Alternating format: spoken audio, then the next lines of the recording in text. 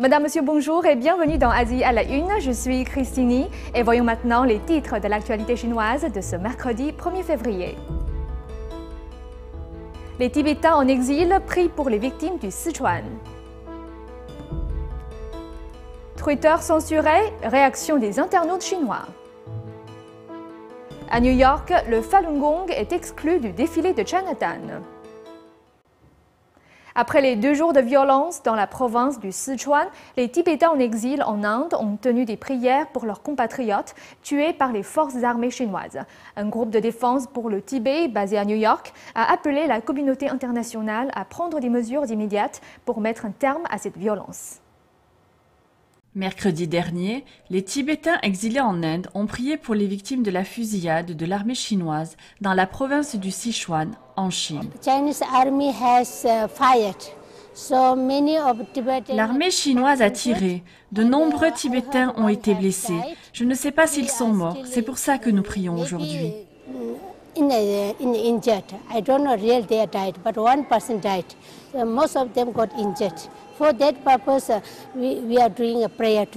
Lobsang Sangya, le premier ministre tibétain en exil, s'est joint dans la prière aux moines bouddhistes et aux centaines de Tibétains en exil. L'ancien porte-parole du Parlement tibétain en exil a condamné ce meurtre.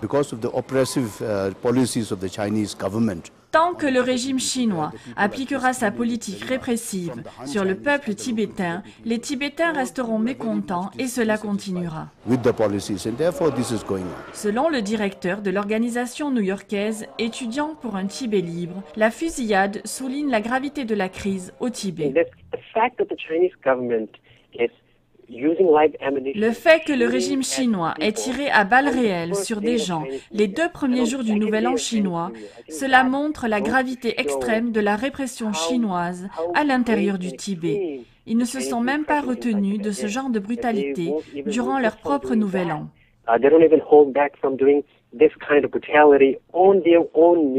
Dorji décrit la situation comme une loi martiale virtuelle et un état de terreur imposé à l'intérieur du Tibet. Il appelle la communauté internationale à prendre des mesures immédiates. Le peuple tibétain appelle à l'aide. Ils meurent pour leur liberté. La communauté internationale peut intervenir. Elle doit saisir cette opportunité pour appeler les représentants du Congrès et les dirigeants politiques. Les gouvernements et les dirigeants devraient exprimer publiquement leur soutien aux droits de l'homme des Tibétains et condamner la Chine. Dorji pense que la pression diplomatique aura un impact sur le régime chinois qui contrôle le Tibet depuis 1950. Twitter, le géant des médias sociaux, a annoncé la semaine dernière qu'il pourrait commencer à censurer différents contenus sur certains marchés nationaux, y compris en Chine, où ce média est pour l'instant toujours interdit.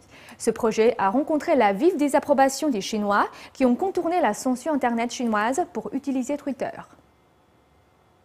Le nouveau projet Twitter a déclenché de nombreux commentaires parmi les utilisateurs chinois qui ont réussi à contourner la grande muraille Internet de la censure chinoise qui bloque complètement le site en Chine. En utilisant Twitter de cette façon, la communauté sinophone de Twitter a déjà pris position contre la censure. Mais aujourd'hui, beaucoup craignent que Twitter participe à la censure de contenu en accédant à la demande des autorités du régime communiste chinois.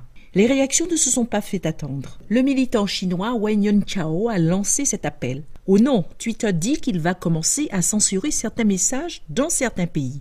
Merci de retweeter. D'autres, comme l'artiste dissident Ai Weiwei, récemment emprisonné, écrit que « Si Twitter commence à censurer, j'arrêterai de tweeter ». D'autres encore doutent que le projet de Twitter s'inscrive dans le plan de censure du régime chinois. Bill Bishop, un observateur du développement Internet et des investissements chinois, s'est confié au Wall Street Journal. Il a expliqué que Twitter avait déjà publié les notes d'action du régime avec le groupe de défense de la liberté d'Internet de China Effects.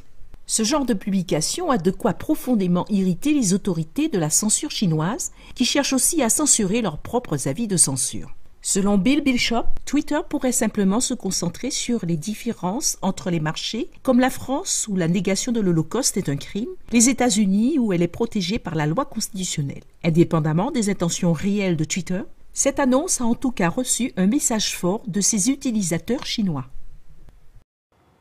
En Chine, près de 30% des millionnaires sont des femmes. Dans une société où l'écart des richesses ne cesse de grandir, la sécurité est devenue un problème et les femmes gardes du corps sont de plus en plus recherchées. Une école de sécurité de Pékin propose une formation spécialisée aux jeunes femmes pour répondre à ces demandes. Elles sont peut-être plus petites que leur homologue masculin, mais ce groupe de femmes est très recherché en Chine. Ces 10 femmes ont été sélectionnées parmi 20 candidates pour suivre une formation dispensée par le Bureau de conseil en sécurité de Zhenjiao à Pékin. Elles pourront bientôt rejoindre les rangs toujours croissants des femmes de garde du corps professionnel. Ces femmes, pour la plupart de jeunes diplômés, suivent un cours d'initiation de 4 semaines. L'école propose également des formations de 8 mois avec des cours d'endurance, d'arts martiaux et d'orientation, ainsi que des cours de langue et de protocole des affaires. Selon Chen Yongqin, le directeur de l'école, la demande de femmes de garde du corps vient surtout de femmes d'affaires fortunées. Beaucoup de femmes entrepreneurs, de célébrités, de pop stars, ainsi que les membres de leur famille, leurs enfants et leurs parents, tous ont besoin de la protection de femmes de garde du corps. C'est pourquoi nous nous concentrons particulièrement sur la formation des femmes de garde du corps cette année. Pendant le stage, les recrues se sont fracassées des bouteilles sur la tête pour éprouver leur endurance. Sun Yao, âgée de 22 ans, est heureuse de pouvoir briser le stéréotype de la femme chinoise faible et effacée. En Chine, les femmes sont considérées comme un groupe vulnérable et la société les méprise. Mais presque tout le monde considère les femmes gardes du corps différemment. En tant que femme, je suis très fière de pouvoir protéger un homme et même un groupe de personnes. Les diplômés à la fin du stage pourront entamer une carrière bien rémunérée avec un salaire mensuel minimum de 5 000 yuan, soit environ 600 €. Leur salaire est souvent supérieur à celui de leur homologue masculin. L'école demande près de 34 000 € pour l'allocation de 12 mois de service à plein temps d'une garde du corps qui pourra elle-même espérer recevoir un tiers de cette somme. Le Nouvel An chinois est un moment de célébration en famille et de rassemblement des communautés. Mais cette année, à New York, un groupe a été exclu du défilé de Chinatown et certains pensent que le régime chinois n'est pas étranger à cette situation. Le défilé du Nouvel An de Chinatown est une tradition annuelle dans la ville de New York. Mais cette année, tout le monde n'a pas été le bienvenu. Jusqu'à présent, les pratiquants de Falun Gong étaient régulièrement invités à y participer, mais pas cette année. Nous sommes allés demander des explications. Ils ont répondu qu'ils ne nous laisseraient pas participer. Les raisons étaient vagues et peu claires. Nous avons trouvé cela étrange. Ensuite, nous avons appris que le consulat chinois participait au défilé. Et là, tout est devenu très clair. Le régime chinois persécute la pratique spirituelle chinoise du Falun Gong depuis 1999. Depuis cette date, plus de 3000 pratiquants ont été torturés à mort. Ces dernières années, le Parti communiste chinois a étendu son influence dans le monde. Lors d'un défilé du Nouvel An à Londres en 2011, un groupe de Falun Gong s'était vu interdire de déployer une banderole portant son nom. Cette année à New York, ils sont tout simplement interdits de participer. Les Chinois de New York suspectent les pressions du régime chinois. Chaque année, le défilé du Nouvel An invite un groupe du Falun Gong à participer. C'est spectaculaire et très beau. Pourquoi Chinatown ne les accepterait pas?